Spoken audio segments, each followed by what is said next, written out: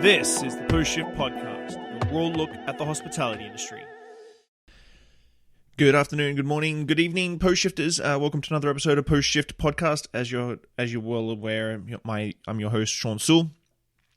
This is another one of the Lisbon Bar Show Series. I think it's number 3 out of 5. With Manuel Barreira. He is a Portuguese-born Canadian. I've known him for about a decade now, ever since back in the day at Clive's.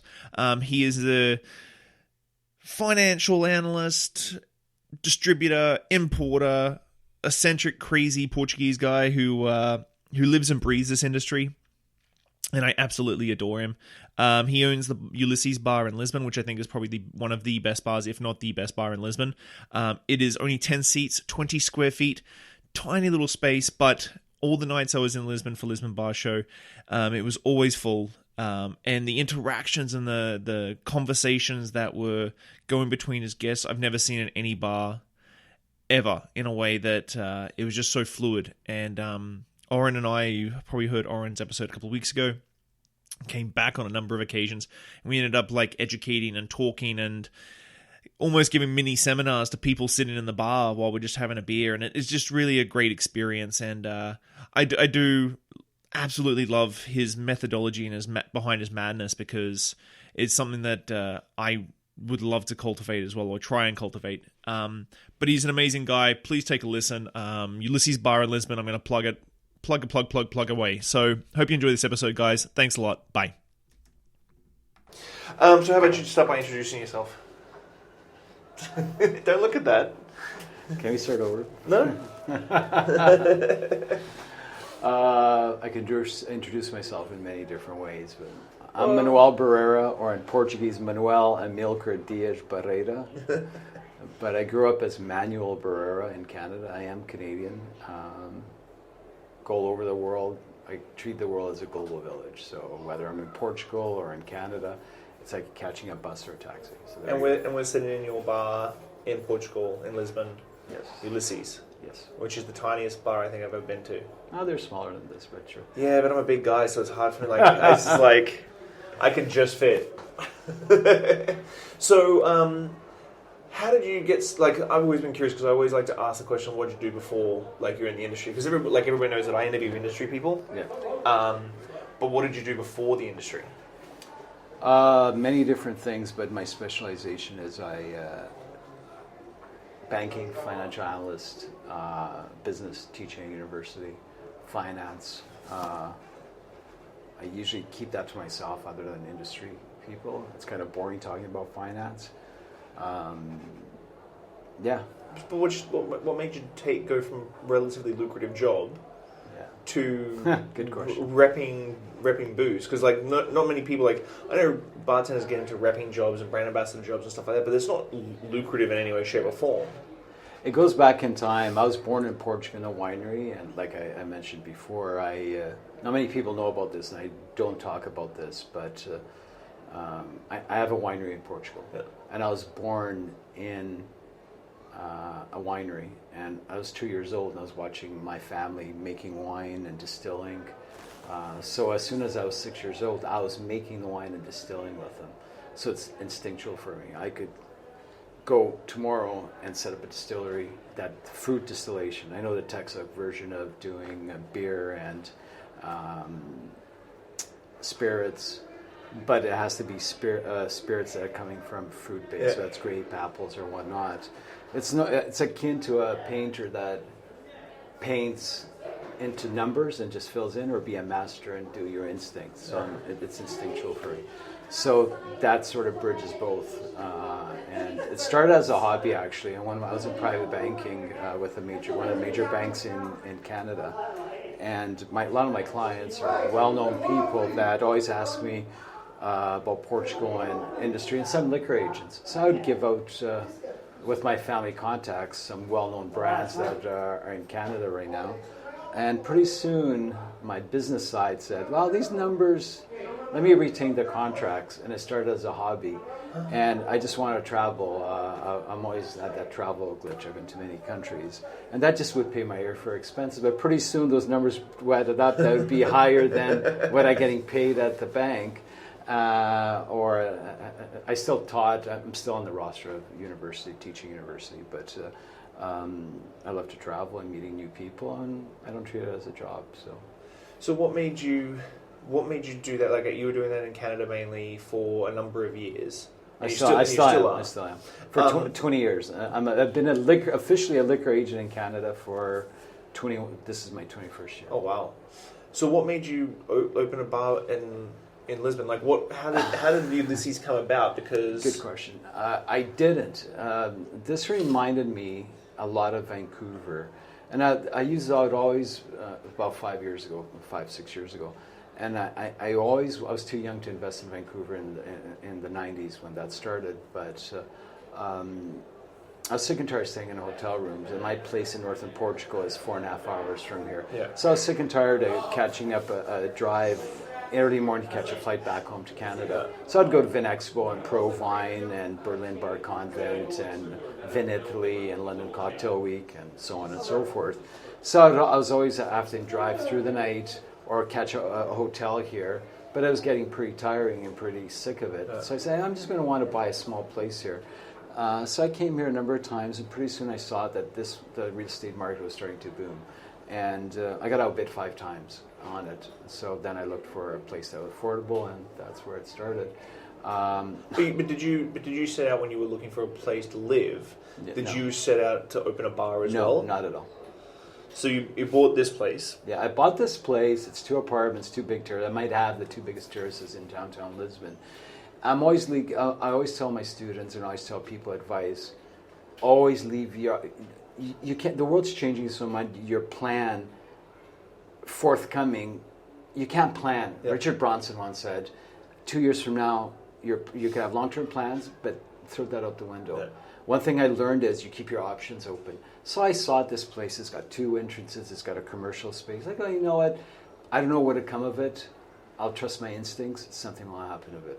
And this space, actually, I rent the upstairs in Airbnb, or we used to rent on Airbnb and Booking.com. This place was strictly where I'd go to all these trade shows. And I had tons of spirits here and liqueurs here. And Robin Gray was here, and a few, Oren from Tel Aviv was here, and a few other Canadians, some of my producers. And the idea came about of a tenant, and I go, this would be a really cool cocktail bar, speakeasy type of concept. Little did I know, it was never meant to be this small. The laws here in Portugal are a lot different than Canada. And long story short, after 8 months, I opened this place. Well, I think people envisage when you say commercial space that it's like hundreds and hundreds and thousands of square feet, but we're literally in, how many square feet is this? Probably, I don't know, 20 square feet. 20 square feet bar. Yeah. And 8 seats, 10 seats. Yeah. And 400 bottles. Exactly, and 400 bottles of booze. So, like, I'm just blown away with it. Like, I wouldn't even have thought, or maybe it's because being in Canada, you just always think, like, that's not possible. It hasn't got washrooms, it hasn't got water, it hasn't got drainage. Oh, it's got everything. And I got 6 bathrooms, but in a custom way. But I learned a long time ago, you trust in your instincts, and you always have to think. I don't like to use the word think outside the box. I think like there's no box. So where there's a way, there's a will, there's a way. And you can accomplish anything. And I'm always believed that the bottles, the glass bottle is half full, not half empty. And you take the most of it, and then what you do, you go to the nth degree and be the best you could be with what you have. You control what you do, you can't control what other people do. And what was, when you started setting it up, like, did you have a plan from the get-go on how you were going to set the bar up? Or did it sort of evolve and form? No, it evolved. I had a plan. I knew exactly what I wanted to do, and you've known me long enough, even with my portfolio in Canada. I turn down 99 out of 100 clients that I see. And that goes back to my banking days. And I seek to look for the best quality I could offer clients, whatever that might be. So here I got 6 craft beers. I got some of the best wine, the Wine Spectator Wine of the Year. I don't like using the term best, but the powers that be. So I want to offer something for everybody. And you've got like 6 tap beers. You've got for such a small space, like 20 square feet, so 10 square feet is the bar, 10 square feet for everybody else. You've got like a frosty glass chiller. A whiskey ice. You got whiskey ice, you got 6 beer taps. You have a coffee machine in the back there, 400 bottles of booze on the back bar. And to be honest, like, if it was a traditional Western style bar, what would have probably happened is there would have been a bench on that side and a bench on this side, and everybody would have been facing back to back. Yeah. And had like something to lean against, like, and they would have been facing the walls. Yeah. And you turned it into this, like, I'm going to put some videos and photos up so people can really understand it, but like you have to sit side by side, like facing each other. That the concept came about when you go to a restaurant with your friends. Everybody's sitting at a table on your own, or you're at a cocktail bar. You're facing the bartender, or at a busy pub or nightclub or whatever you call it, shoulder to shoulder with people, and it's noisy. And by no other option, I had the idea of just facing people side by side. And in today's world, I had one of my clients here from Edmonton. He's a bar manager in Edmonton, and he noticed that he was here all night, sitting actually where I'm sitting right now. And he said, "Place is full. Been here all night, and not one person has picked up their phone. Like last night, not one person." And people go, "I didn't even notice that anybody picked up a phone." In today's world of social media, this reverts back to social interaction. That's why I have that time capsule thing where people make comments, and 100 years from now, this painting of this bar that I commissioned an artist, it could be in someone's house or it could be at another bar, and the back will be a time capsule of people's stories of this place. So that's awesome. And I was here last night, and it is unlike any other bar experience I think I've ever had. Yeah. Because it's kind of weird. But you've got bigger plans. Yes. Can you say what your bigger plans are? I don't like to divulge everything. I like to keep my cards close. I got a lot of plans, but and trust me, I've been hearing about his plans all week for everybody listening, and trust me, it's going to be freaking epic. And the space that you've looked at is going to. I cannot wait to come back here in a year's time or 2 years' time. Yeah, I stopped getting frustrated because I got frustrated with the system. That, long story short, I have a 10. I own the building. I have a 10, and it hasn't paid me in 4.5 years and hasn't showed up. It's a warehouse space, and it's about 1,000 square foot. And for the first couple of years, got very frustrated. But you know what? People have come in. We've been featured in major news articles, and because of the space being that small, and it's unanimous. People said, keep this as is. So I took that feedback. You have to listen to your clients first and foremost. Yep. We could be expert in cocktails and read to a script, but at the end of the day, if someone comes in here and wants ice in their wine, what's for me to say? Or if they want their Negroni shaken, it's the experience of the person. Or a Pappy Van Winkle whiskey sour. Yes, that I would tell them that's sacrilegious, but well, not only Pappy, but a lot of other whiskeys.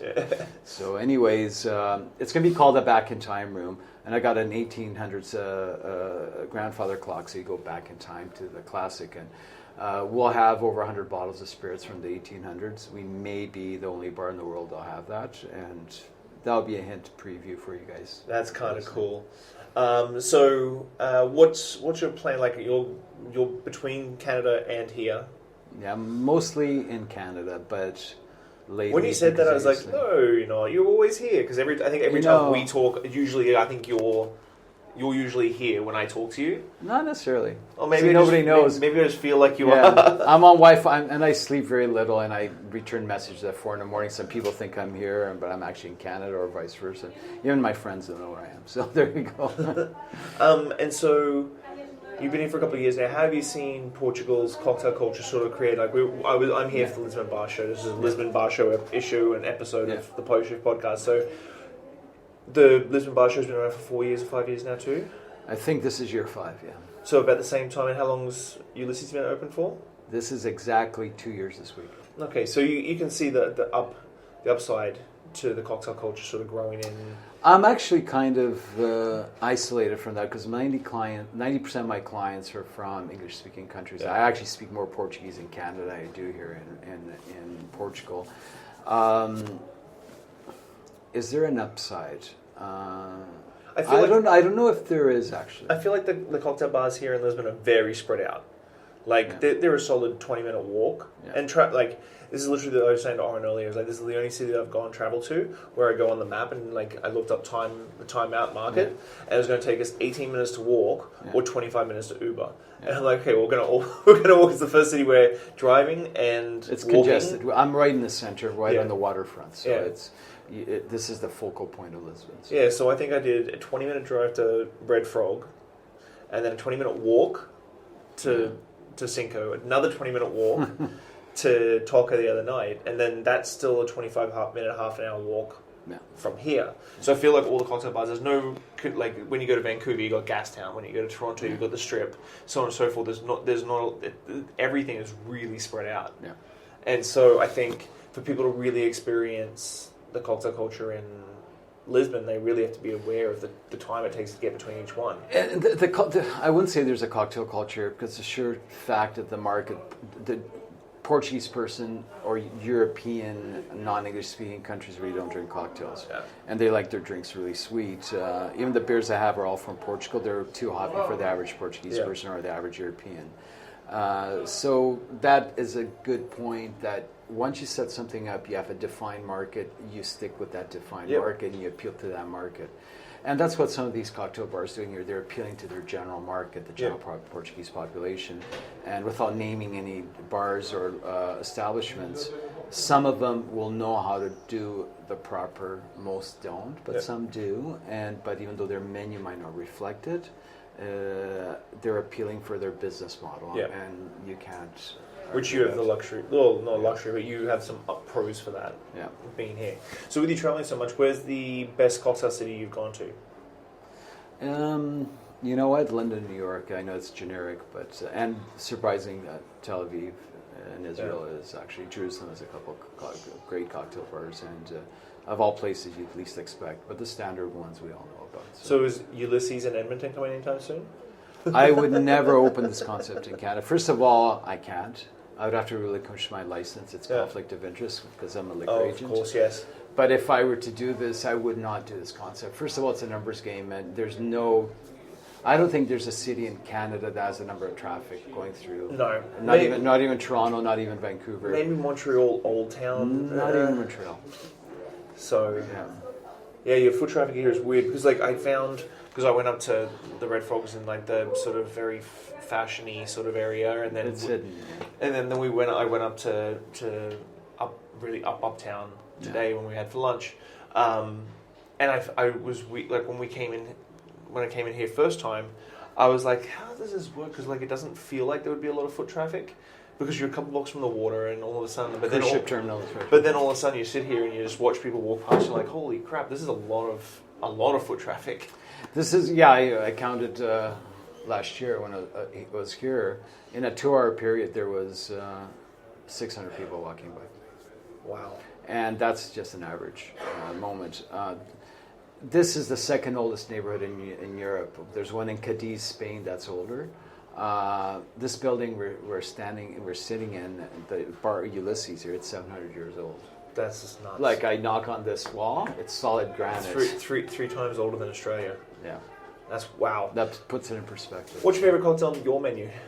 I'll answer that like I answer all my clients. I get asked that a lot. I don't have a favorite.